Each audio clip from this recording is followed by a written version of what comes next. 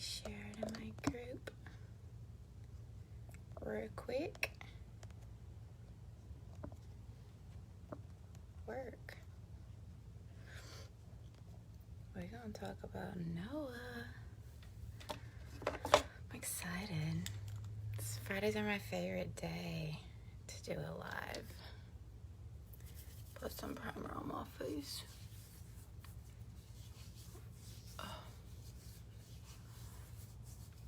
I'll give it a few minutes for some people to hop on. I don't even want to talk about how burnt I am. Hey, Tony. What's up, girl? Let's talk about Noah today. I'm excited. I've been rereading, and honestly, I love my Friday Bible story lives the most because the Bible doesn't not disappoint, y'all. Hi, Kylie. I'm telling you, it does not disappoint because just when I think, I'm like, yeah, I know this story. Who doesn't know that Noah built an ark, right? Hey, Jamie. Just when I think that I know some stuff, I go open my Bible, or I do all these things. I open my Bible, I reread it, I pray about it, I listen to a sermon from this guy that I always listen to about the topic, whatever I'm going to talk about. And I always learn something new. I always learn something that I did not know before. And that is the beauty. People be like, yeah, I read the Bible. Okay, read it again. And then read it again. And read it again. Because I'm telling you, it does not disappoint. I always learn something new. So, yeah, we know that, hey, guys, we know that Noah built an ark. We learned that as kids, right? There's so much more that, you can't wrap your mind around as a kid. You have to learn it as an adult. And it's so amazing to me. So, I have a lot, y'all. I have a lot to share. So, I'm going to try not to fail to do my makeup as I tell this story like I did last time, because I'll just get all into the story and not do my makeup. So, I'm going to try to multitask, which I'm not very good at. So, we'll see how that goes. But anyway, we're going to talk about Noah today. So, let's see. So, let me tell you some fun facts first about Noah, okay? Fun fact. 1, obviously, the story of Noah is in the Bible, okay? Duh. But did you know that the story of Noah is also in the Quran? I did not know that until today. Kind of blew my mind a little bit. Which, I don't know why that is significant, but it just kind of is to me. Also, Noah... This is strange to us because obviously this would never happen now. But Noah was 500 years old when he had his sons, okay? When God came to him and said, hey, Noah, I need you to build an ark, he was 600 years old. That means his sons were 100. And that was totally normal back then. That wasn't even hey, you're fixing to die. You can't walk. You can't do any work, you're just so old. Now, if you make it to 100, that's really, really old. I also learned, which I did not know, that before the flood of Noah, nobody ate meat. If they did, you weren't supposed to. God had put plants on the earth, and he told you, here's the plants that you eat. You make stuff out of plants, and you eat the plants. Nobody ate animals. Hey, Stacy, I didn't know that either. Did y'all know that? It's so cool, the stuff that you can learn that you didn't know before. Okay, anyway, let me not jump ahead of myself. So, Noah's 500 years old. He has his 3 sons, okay? They have names, but they're weird, and I'm going to butcher them, so I'm not going to tell you their names because I'm not going to say them right, okay? But he has 3 sons, and obviously he has a wife, okay? All 3 of his sons have a wife as well. At the time, the world, okay, it's also important for me to note that Noah was the 9th generation from Adam. So God had created Adam and Eve, and then 9 generations from that is Noah. So the world as they knew it was 9 generations old. That's how long humans had been living on the earth, okay? And God's looking down on the humans and he's like, wow, y'all are a mess. Like, this is terrible. They were just wicked. It says in the Bible that God could see into the hearts of all men and that they did not have any good thoughts, that everything they did, everything they thought, everything about them was wicked and evil. Okay, except for Noah and his family. So God comes to Noah and he's like, listen, I'm about to destroy the earth, like all of it, everything. And also what I learned today is in the Bible, it says that God specifically does not just say, hey, I'm going to kill all the people, obviously, and the animals that were left outside of the ark. He says, I'm going to destroy the world with it. That means, like, the way that the world was then, where the continents were, the way everything looked, what was connected to what, all of that destroyed. Everything was changed. All of it. I didn't realize that either. I mean, I just thought, whatever wasn't in the ark, obviously it died, it drowned, and that was it. I hadn't wrapped my mind around the fact that the world itself, like the bodies of land, changed dramatically, but they did. So, God tells Noah, listen, I have found let me make sure I'm using the right one before I put this on my page. Yeah. I have found no righteousness at all in anybody except for you. So he tells him to build an ark, okay? This fun fact about an ark. You think ark, you think boat, right? Because the flood, he's in it. No. Ark actually doesn't mean boat at all. At all. It actually means box. Because that's just what the word ark translates to. It means box.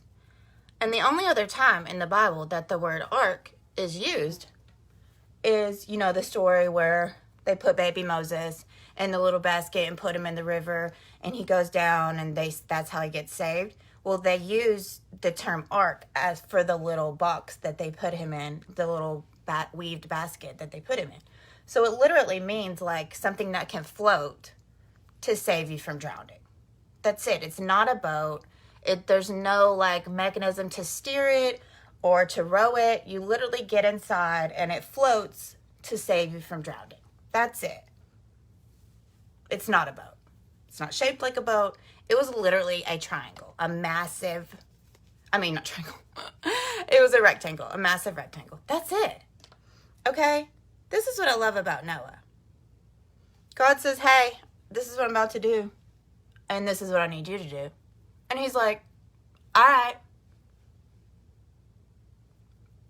Y'all know, like, nowadays, or just in general, because faith is so weak now, we would have been like, all right, God, but what about this? And what about this? And these 1,000 questions that I have, Like, I'm going to do it, but I have 1,000,000 questions, right?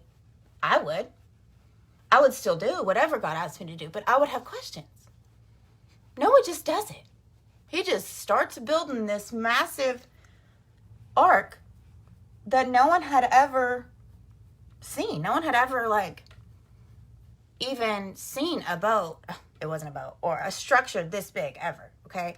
It says in the Bible the dimensions of how big. God told him exactly how big to make it. He told him that on the inside it needed to have thousands of rooms. And that it needed to have an upper, a middle, and a lower deck. So it was like 3 stories high. Okay. Listen, this is before there's any factories. Hey, thanks, Stacy. I'm not qualified for this, okay? I just like to share with y'all. Anyway, there's no factories, okay? It doesn't even say that Noah is like a carpenter or has any skill set for this. And as you know, God will use somebody that is not qualified to do the job, okay? Obviously, I'm sure that because this is such a massive job, that Noah probably had some help. Like, I'm sure he used all of his sons and whoever else he could get to help him build this ark. They all built it together. And it took a long time. So, I'm pretty sure...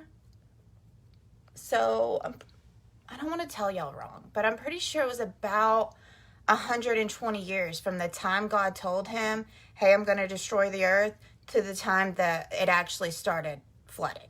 So he comes to Noah and he's like, okay, build the ark. Noah builds it. I can't even blend my neck because, look, like it's not even, I can't. Anyway. He comes to him and he's like, listen, first he doesn't even tell him anything about animals. He doesn't tell him anything. He's just like, I'm going to destroy the earth. Then he's like, okay, listen, he's building it, obviously over this whole time. He's like, listen, this is what's going to happen. You're going to take 2 of every animal, a male and a female, onto the ark with you. And aside from that, you're going to take 7 of the clean ones. When they say clean, they're referring to like the kind that you could sacrifice to God and the kind that you couldn't. That would be clean and unclean. And he also said to take 7 of all the birds. But definitely a male and a female of each so that they could procreate after this is over. So, listen, in my mind, I don't know about y'all, but when I read stuff or when I hear a story, I'm always like, I'm inquisitive. I'm like, well, what about this? And what about this? And I'm like trying to imagine this happening in real life.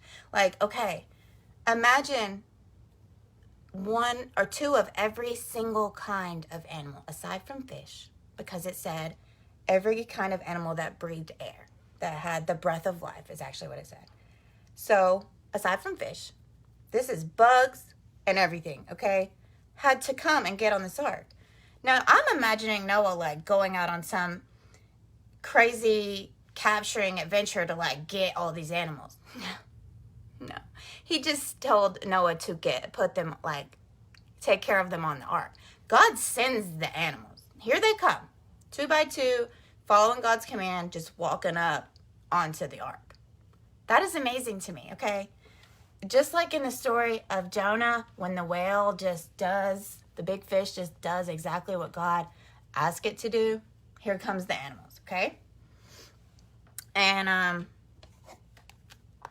this is my other favorite part of the story. He tells him, okay, you need to get your family and the animals on. 7 days, he gives them 7 days to get on the ark. Because that's a lot of animals. I did some research today, and I think y'all know that, I forget what state what is it, like Kentucky, I think, where they have the Ark Encounter. That's like an actual representation of exactly the dimensions of the Ark in the Bible.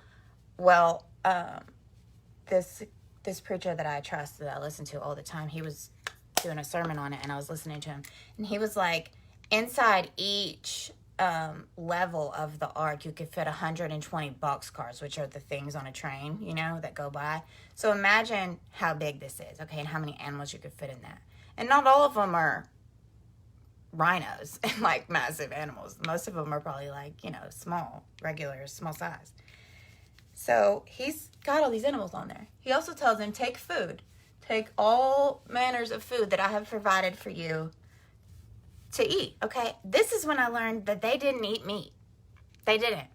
They did not, before the flood, they did not eat meat. They only ate things that grew, like trees, fruits, vegetables, stuff that grew out of the ground. It calls them green something. It lets you know that they're all vegan, basically. They're all like vegetarians before the flood, which I did not know, and I think that's awesome. So he gathers up all the food. Here comes the animals. They're getting on by themselves. This is the other part that I love. Imagine the door that's on this ark, okay? It's massive. It's like the size of my house. That's just the door. And you're on, okay? That's cool. Everybody's on. How you shutting the door? It literally says in the Bible, they entered and then God sealed them in. So here they go. And then God sealed the door. That's so cool to me. Like, they're just in, okay? Now they're in this rectangle box, okay? It's not meant to be steered. It's not it's not rounded. It's literally a big rectangle box. And then it starts to rain. Also, what I learned is it not only rained, but all the bodies of water that already existed basically exploded. Like the water that was already there erupted, and it just rained. Like, imagine we've been in some rain, okay, here in our lifetime. I know I've drove through some rain that I had to pull over because I could not even see out of my windshield. Like, you just have to pull over sometimes. Okay, I'm imagining that times like 100. Okay, for 40 whole days and 40 whole nights. That's how long that it actually rained, and then the bodies of water did the most. And so this whole time they're just on there with all the animals, taking care of them, feeding them, doing what they have to do. And then it says, after 150 days, the Lord remembers Noah, and he sends a great wind to stop, to have the water cease and start to go down. Okay. I also researched how long a year was in Noah's time, and it's only 5 days difference from our year right now. It was 360 days. It's 365 now. Okay, so it was only 5 days difference. So 150 days, they were just chilling in there. Then it starts to go down, and the ark kind of like stops on top of a mountain, because the water goes all the way up, higher than every mountain. Okay, think of the highest mountain that you know in the entire world, okay, not just where you live. The water was higher than that, and the only thing surviving and floating above that is the ark and the people and animals in it. That's it. Everything else is dead. Everything. The animals, the people, everything. Just dead. The trees, dead. They're just drowned. And so Noah feels the ark stop, and there's a little window. God had told him to make a little window on the ark, so he looks out, and he sees that it's no longer raining, but all he can see is water. He can't see any land. So he sends out a raven. Y'all know birds, they won't land into the water. They only land if there's like a branch or some ground or something for them to land on. So the raven comes back, and Noah's like, no, there's no land yet. It's not time. So he waits 7 days, and he sends out a dove. Well, the dove comes back with it had nowhere to land. That's what the Bible says. So it comes back. He waits 7 more days. He sends the dove out again. The dove comes back with a branch, like from a fresh olive tree, is what it says. So at that time, Noah knew that the dove had found good dry land and that they were safe to get off the boat. Even then, he waited. And then it says that God spoke to Noah and said, Noah, leave the ark, come out. So they come out. All of the animals come out. And when he does, the very first thing that Noah does when he comes out is build an altar to God. And he sacrifices the clean animals, which was the reason why God told him to bring 7 and not 2. Because he knew those animals were going to die, and they were not going to do the world any justice when they got there, because they were going to be sacrificed. The reason they sacrificed stuff back then is because before Jesus came, that's what you did. Jesus was the ultimate sacrifice. So since he's died on the cross, there's no need for sacrifices anymore. He's it. He's the ultimate one. But before that, they did sacrifice stuff to God, and that was common. That's what they did. So the first thing he did is build an ark, sacrifice the clean animals to God, thanks God for saving him and his family, and God says to him, I'm not going to tell you word for word because I'm going to butcher it and I don't have it memorized. But he basically says, I know that men from birth, okay, soak this in. I know that men from young, and when I say men, I mean like humans, okay, not just men, women. We're talking about you too. Men from a young age, from childhood, are wicked. It's okay. You can accept it. Did you have to teach your kid to lie? No. That too. They're hiding in the corner doing what they know they ain't supposed to do, okay? So this is facts. And God's like, I just know this about y'all now. And so as I'm reading this, side note, in my mind, I'm like, wouldn't God already know that? Like, God would already know that, right?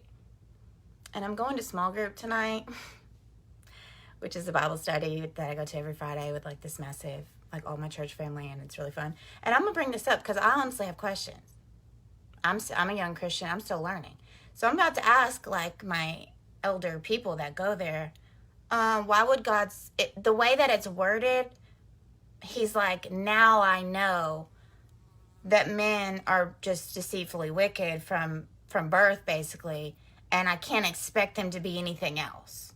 So now I will never destroy the earth in this way. I'm not going to kill everybody again. And so I have questions. I'll follow up.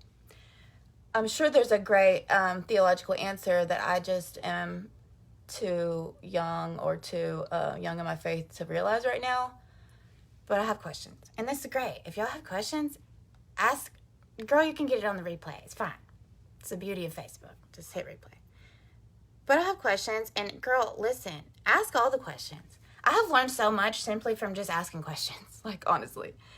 I'll be like, well, that doesn't make sense to me. So can you explain? Instead of just being like, all right, well, that didn't make sense, but I'm just going to, like, forget about it. No. Ask questions, like all the questions, but ask it to people who you trust. Don't take information about God from anybody. For the love of the Lord, don't. Okay? And I'm not even telling y'all that I am, like, the person you should be learning from. I don't have all the answers. Anyway, then he tells Noah, I will never again destroy the earth via water, via a flood. I will never again do this. And he says, look at my bow in the sky, which is the rainbow. He said, every time you see this, you will remember my covenant that I made to you. Listen, he didn't even just make it to people. He said, I am making this covenant, which is a big deal. When God makes a covenant, he does not break his covenants, like, period. He said, I am making this covenant to you, to all people, and to all the animals, that I will never destroy everything again with a flood. And I like how he threw in there, with a flood. Because I'm thinking in my head as I'm reading this, if God thought the world was just a hot mess back then, and it was just so bad that he was like, listen, redo, let's start over, this is terrible, this is no good, kill them all. What is he looking at us thinking now? I know he's not pleased. Okay, I'm not pleased. Just as a Christian, I'm not pleased. So what is God thinking now? Hey, girl.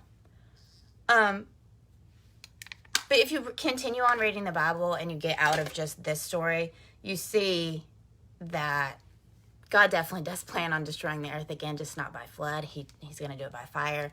And that's what we're all waiting for. If you're a Christian, it's coming. Anyway, that's a horse of another color, and that's a different story. But this is another thing that he says. He tells Noah, two things are part of the covenant. Now that now that I have saved you, and he tells the sons and their wives, be fruitful and multiply, go forth and produce children. Obviously, repopulate the earth. So we are all descendants of Noah's sons and their wives. Then he tells them, I give you dominion over every bird of the sky, every beast of the field, every animal, basically. He said, they will fear you now, is what he says, and you may eat them. I don't know about y'all, but I didn't realize that they only ate plants before the flood. And after the flood, then God gave them permission to eat meat. Did y'all know that? I didn't know that. And I don't also know about y'all, but I get excited when I learn new stuff. Because, I don't know, it's like a treasure box in my heart. It's what it feels like. Like I'm like putting new things in my treasure box. I'm like learning new stuff. I'm like, yes, now I can remember that and like tell it to my kids. And I don't know. It just makes the story always make more sense to me when I like learn new stuff about it. Maybe I'm just a Bible geek. I don't know. But he also tells them something about, listen, this is why I say I'm unqualified for this job. But he says now, a part of the new covenant is when man kills man, like so when you murder someone, the new part of the new covenant is that you will be punished by man. So say you kill a man, your punishment will come from man. Like, so if you kill somebody, you're going to reap what you sow, and someone's probably going to kill you. So I'm not really sure what the punishment was before that. Maybe it was like you get struck down, or I don't know. Like I said, I'm going to have to research this further. All I know is that's what he said. So it had to have been something different before that. I find it fascinating. What I also find fascinating is if you continue on reading, because I always heard, you know, you hear those little things like, well, Noah was a drunk, and, you know, Peter was this, and, you know, God uses broken people. I say that all the time. So I'm like reading the story, and I get to the end, and they're out of the ark, and I'm like, where does it say Noah's a drunk? I want to know, because y'all know how I feel about alcoholism, okay? That's like my bugaboo. So I want to know, where's Noah a drunk at? And it's like after the ark, after he gets out and he starts building the new world, and, you know, here they are, they're the only people alive. He's the very first person to ever cultivate a vineyard. So he's the first person to ever grow grapes and make wine. Okay, I ain't mad at it. But it says that he gets drunk on the wine and he goes into a tent and is naked. And it embarrasses or brings shame to one of his sons. Okay, let's talk about it. Drunkenness is still a problem in this day and age. It was obviously a problem then. The very first person to ever create wine couldn't handle it. And you know what? God had to have known that before he used him. He knows everything. He still used that man to save the entire... None of us would be sitting here if God had just looked down and been like, you know what? This is crap. I hate it all. I don't like it. You know what? God don't need us, okay? He's good without us. But he made creation in his image. And he could have just destroyed it all and said, no, I'm all set. This is terrible. Look at how they're acting. But he saved us through Noah. And look, we're still a hot mess. We're still out here just garbage for the most part. I mean, when it comes to God looking at us like, are they all living righteously? No, not at all. But all I know is later on in the Bible, in my mind, I'm trying to think like God. And I'm like, he sees the world's need for a savior. He sees that people are never going to come to him or come and like be righteous enough to be what God needs them to be. He understands that. So that's why Jesus comes into play. He sends his son, who is perfect and who lives perfectly, to live the life that we can't live.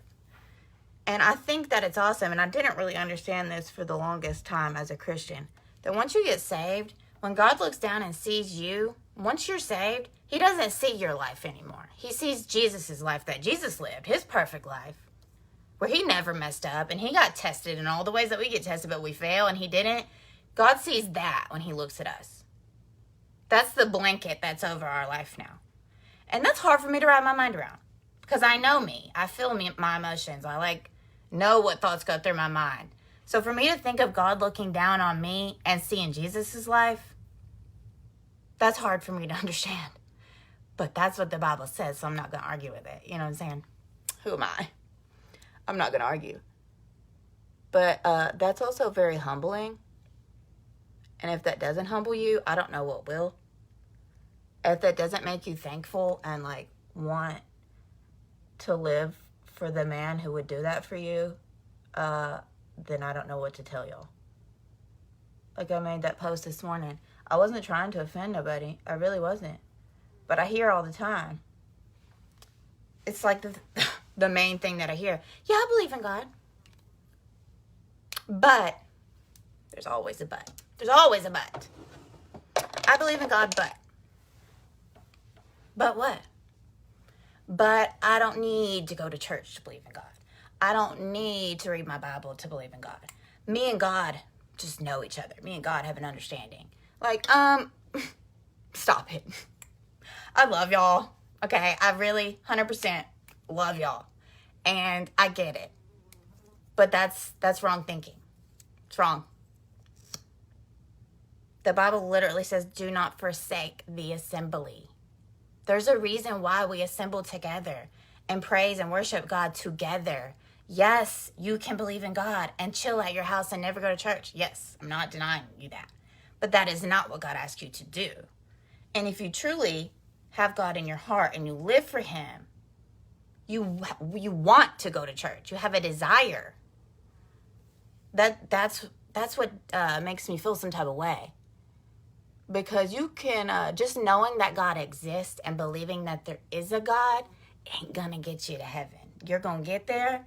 At the end of time, you're going to stand before God and be like, hey, God, I knew you were real. And he's going to be like, I'm sorry, I don't know you. Y'all ready to hear that? Because I'm not. I want to know him now. I want him to know me. Personally, I want us to have a relationship so that when I get up there, he's like, yes, my child, my servant, I know you. Like, is it a pain in my butt to get up at 7 something on a Sunday morning when Saturday is the one night I want to stay up late because, I don't have to get up and babysit? Yes. Guess what? I'm going to still do it because my church starts early and that's where I go. That's where God led me to. I don't care. Take a nap later if you're tired. I'm going to do what God asked me to do. I don't know what to tell y'all. And I know that some people work on Sunday. I feel that. But I have a girl right now who was telling me, I really want to go to church. I've been really feeling like I'm called to church, but I that's the one morning that I absolutely have to work. You know what I told her? Let's start praying together that God would cause you to work a different shift. That he would change that. Not like, okay, girl, I love you. I'm glad that you want to go, but you can't. No, let's start praying to change that because this is where you need to be. If God is calling you to be at church, baby girl, you need to be at church, period. Not, hey, Olivia. And you know what happened? Guess what?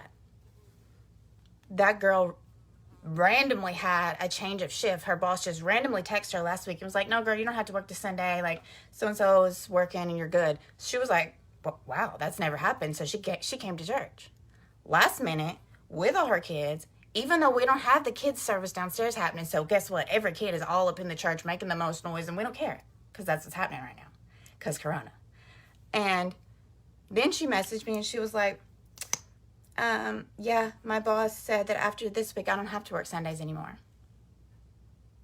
You know why? Because we've been praying about it. And God is faithful to answer your prayers.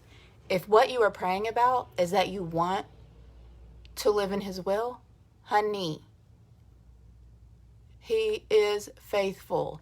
If what you are praying about is, God, please let me get a raise, or God, please let my kids act better, or God, please give me some patience. Yeah, I'm not saying he doesn't answer those prayers, but it ain't going to be how you think it is. He's just going to put you in a position to have patience.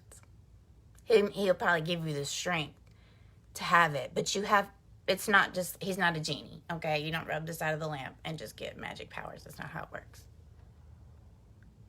But when you're crying out to God because you want to be next to him, trust and believe that God will move everything around in your life like a puzzle to make a way for you to be next to him. Period. My old preacher said that he had this really good job. I'm talking about paying him the most he had ever been paid. And a man has a burden on their shoulders always to be a provider. And that's just what a man carries. And he's a preacher. Obviously, he going to church on Sunday, okay? But he still worked a regular job. Well, then that job said, listen, we need you to work on Sunday. He was like, can't do it. Can't do it. I'm not working on Sunday. I can't. I don't know what to tell you.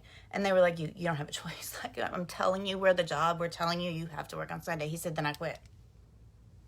Just straight up, the sole provider of his family said, I'm quitting this job if you make me work on Sunday. And they didn't care. They were like, deuces, a job will place you in 2 seconds. They don't care about you. And he quit. And you know what happened? Because he was faithful, God gave him a job within like 2 days, paying him more than that job did. Because he just trusted God. He knew that was not what he was supposed to do, was to be working on Sunday as a preacher. And God was faithful. All I'm telling y'all is, put God first. Noah didn't know what the heck was happening. He didn't have a clue what no flood looked like. He didn't probably know how in the world he was going to take care of thousands of animals, or, imagine being the entire world being populated, okay, billions of people, and God saving 8, and you being one of them. 8 people.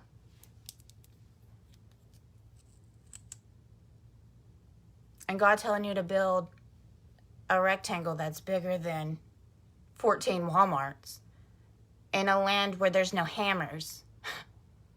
And you did it because that's what God asked you to do. Okay?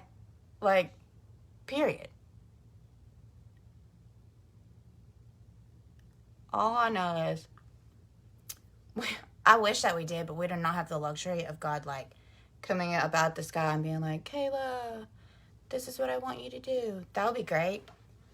But he don't do that no more. You know why? Because we have the Holy Spirit now and we have the Bible. Didn't have any of that back then.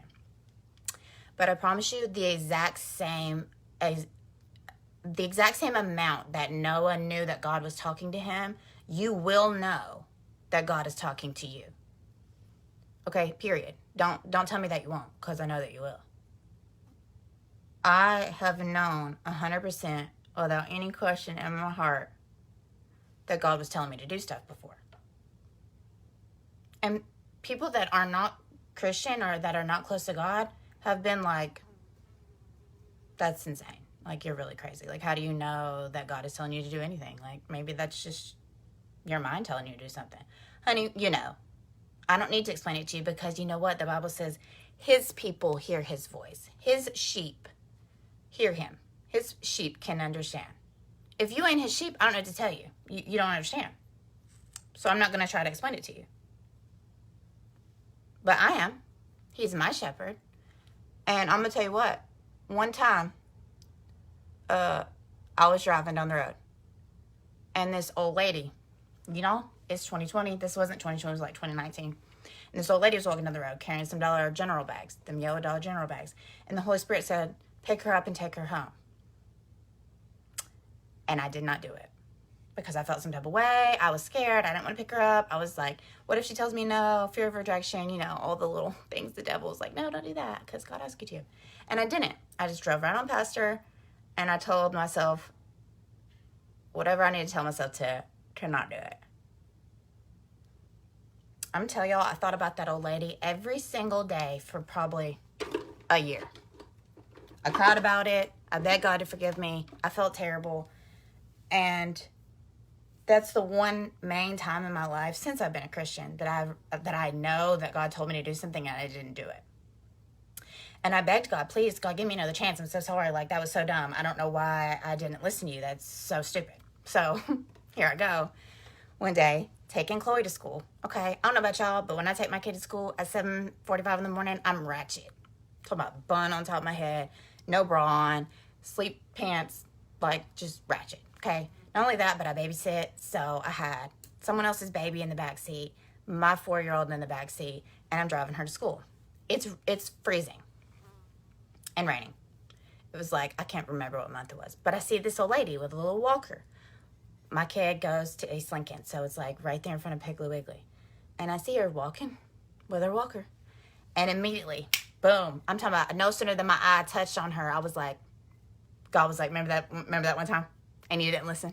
It's like he didn't even have to ask me. I already knew. This was my redeeming chance to fix what I had not done. So I'm talking about, I didn't even think about it. I went around the little loop, dropped her off. It's like a one-way street, so I had to come back around. By the time I made it back to the lady, she was already in the store in Piggly Wiggly. So I just pull up in front of Piggly Wiggly and wait. Tegan's like, Mom, what are you doing? Like, why are we sitting here? Like, can we go home? No one's had breakfast. Like, what are we doing? We want to go home. So I was like, listen, I have to take this. I have to ask this lady if she needs a ride first. So I'm just sitting out there. Finally, the little lady comes out. Y'all, she had went in there to buy Debbie cakes. She didn't buy nothing else. She literally walked to the store to buy some Debbie cakes. Okay, anyway. So she comes out the store. I get out of my car. I walk up to her. Mind you, y'all know me. She didn't know me. I'm covered in tattoos. I looked a hot mess. When I first walked up to her, she looked scared. She was just like, why are you running up on me? But I was just like, ma'am, I seen you walk in. Can I please give you a ride home? And at first she just stood there and didn't speak. And I was like, it's okay. I pointed to my car. So I said, it's just me and my two little girls. I didn't feel like explaining that one of them wasn't mine. But I was like, it's just me and my two little girls in the car. I saw you walking and I don't want you to walk home. Can I please take you home? I guess that made her feel better because then she was like, yeah. I was like, okay, I'm going to put your stuff in the trunk. She had a walker. It was like one of those rolly ones that has a little seat thing on it. I could not fold that thing up. So I just chucked it in the trunk, helped her get in,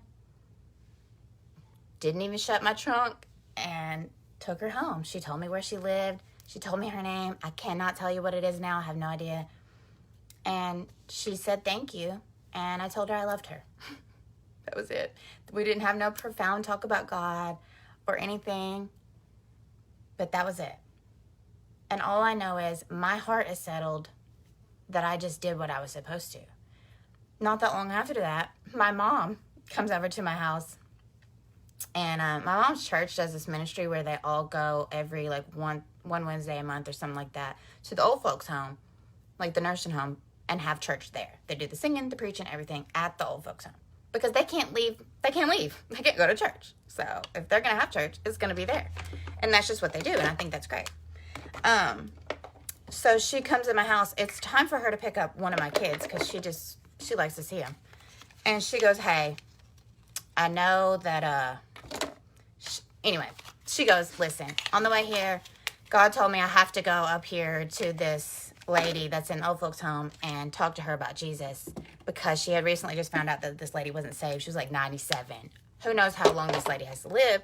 And that's just what she felt like God was asking her to do. She was like, and I told God, well, I'm going to pick up my granddaughter. I can't do it right now.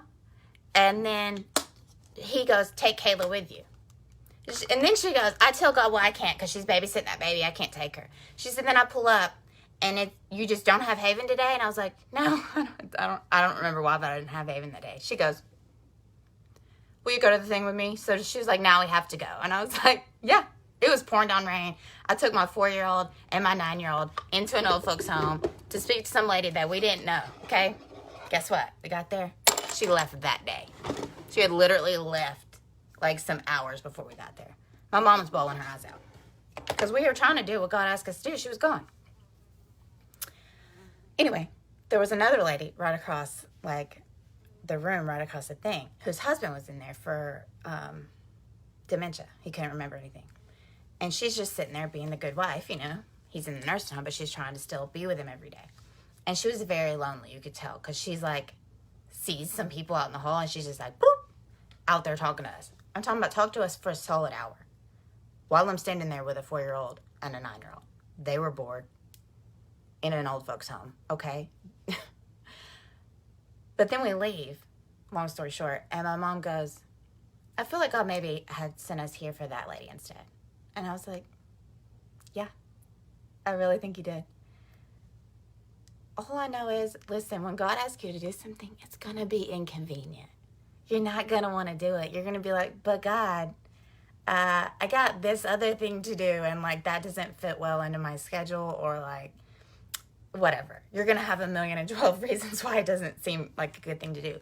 But I promise you, when you do it, you're not even going to care. Nothing is going to fall apart, and you're going to be so rewarded and so glad that you did it. And let me also add this. If you continue to tell the Holy Spirit no, or just block it out and not listen to it, because that's an option, you can do that, okay? It's just like that little voice that's like, hey, don't do that. and you do it anyway, you can ignore it for so long that it will no longer speak to you. You don't want that. I'm not going to cry, but I do not want to imagine a life where God is like, I'm not even going to talk to her because I know she ain't going to listen. But yet I want to pray to him and I want him to listen. No. So whatever you ask of me, Lord, you know what? He is not asking us to build an ark. He ain't asking crazy stuff like that of people nowadays. Be glad. You could have been born 4,500 years ago and been asked to build an ark, or could have been the wife of someone asked to build an ark. But you're not. You maybe get asked to pick up an old lady on the side of the road, or to pray with a complete stranger, which, guess what, is hard and it's embarrassing, and it takes a lot of humbling to walk up to a complete stranger and be like, hey, can I pray with you? That person could be like, excuse you, I don't know you, or I don't believe in God, or can you please leave me alone? They could do all of those things. The point is, did you do what God asked you to do? Period.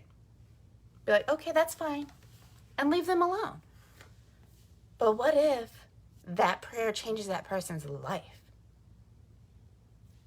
What if that person gets in their car and dies when they get on the street? You don't know, but God does. Listen to him. And this is completely off topic of Noah. But I prayed right before I started this video, and I said, God, I don't know what I'm doing. I don't even know why I started these Bible story lives, because I am a new Christian. I've only been a Christian for like 6 years. I am not qualified to relay you to other people. I'm not. But all I know is this is what I want to do. I get so excited when it's Friday. I'm like, yes, what I'm going to talk about today. Like, let's learn a new story, because then I get to learn more stuff and I just get to tell you.